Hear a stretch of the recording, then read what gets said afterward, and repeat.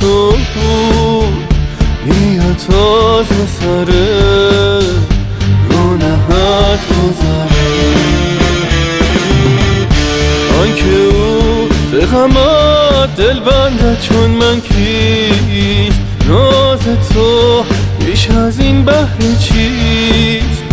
تو الهه نازی در بزمم بنشین، من تو را وفا دارم، بیا که جز این نباشد هنرم.